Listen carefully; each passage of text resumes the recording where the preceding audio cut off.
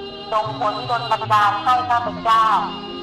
เจริญรุ่งเรืองทั้งในทางโลกและทางธรรมมีความสุขตลอดทั้งครอบครัวเจริญด้วยทรัพย์ภายในและทรัพย์ภายนอกและบุญกุศลนี้ให้ถึงคุณบิดามารดาปู่ย่าตาทวดปู่ย่าตายายผู้มีพระคุณทุกชาติคุณครูบาอาจารย์ญาติสนิทมิตรสหายสัมพันธชนของเราทุกภพทุกชาติขอให้ท่านมีส่วนในผลบุญนี้และบุญนี้ก็ขออุทิศให้ถึงผู้กรรมที่ส่งผลปัจจุบันที่ทำให้เราเป็นดังที่เป็นอยู่นี้ต่อไปให้เราตั้งใจแผ่เมตตาให้ตัวของเราเองน้อมใจนึกตามไปเรื่อยๆอาหารสุกิโตโหมิขอให้ข้าพเจ้าจงมีความสุขอาหารนิทุโขโหมิขอให้ข้าพเจ้าจงปราศจากความทุกข์อาหารอเวโรโหมิขอให้ข้าพเจ้าจงปราศจากเวรและกรรมอาหารอัพยาปโชโหมิขอให้ข้าพเจ้าจงปราศจากความลำบากอาหารอาลีโคโหมิขอให้ข้าพเจ้าจงปราศจากอุปสรรคอันตรายสุขีอัตตานังปริหารามิขอให้ข้าพเจ้าจงมีสติสัมปชัญญะอยู่ทุกเมื่อรักษากายวาจาและใจให้พ้นจากความทุกข์ภัยทั้งปวงด้วยเถิดต่อไปจะพาแผ่เมตตานะคะเราตั้งใจไปพร้อมๆกันสัพเพสัตตา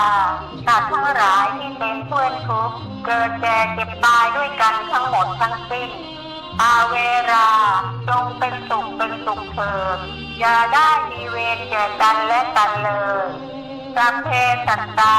สัตว์ทั้งหลายที่เป็นเพื่อนทุกข์เกิดแก่เจ็บตายด้วยกันทั้งหมดทั้งสิ้น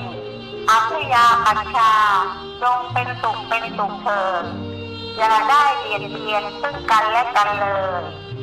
สัพเพสัตตาสัตว์ทั้งหลายที่เป็นเพื่อนทุกข์เกิดแก่เจ็บตายด้วยกันทั้งหมดทั้งสิ้นอานิคาจงเป็นสุขเถิดอย่าได้มีความทุกข์กายทุกข์ใจเลยสุขีอัตตานังปริหารันตุขอให้ท่านจงมีความสุขกายสุขใจรักษาตนให้พ้นจากทุกภัยอันตรายทั้งสิ้นเถิดท่านทั้งหลายที่ท่านได้ทุกข์ขอให้ท่านจงมีความสุขท่านทั้งหลายที่ท่านได้สุขขอให้สุขยิ่งสัพเพสัตตาสัตว์ทั้งหลายที่เกิดเป็นชราพุชชะที่เกิดเป็นอัมพชะที่เกิดเป็นสัมเสทชะและที่เกิดเป็นโอปปาติกะขอให้ท่านทั้งหลายจงมารับกุศลผลบุญให้ทั่วทุกตัวสัตว์เถิดนิพพานะปัจจโยตุลาภาพร้อมๆกันนะคะอะระหังสัมมาสัมพุทโธ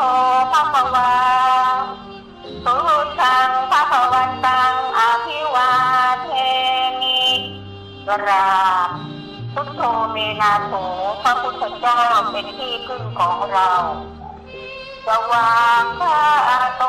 ภควตาธัมโมธัมมังนัมมัสสามิกราบธัมโมเมนาโถพระธรรมเป็นที่พึ่งของเราสุปฏิปันโนภควโตสาวกสังโฆสังฆังนามามิกราบสังโฆเมนาโถพระสงฆ์เป็นที่พึ่งของเรากราบหลวงพ่อสดวัดปากน้ำ3 ครั้งกราบ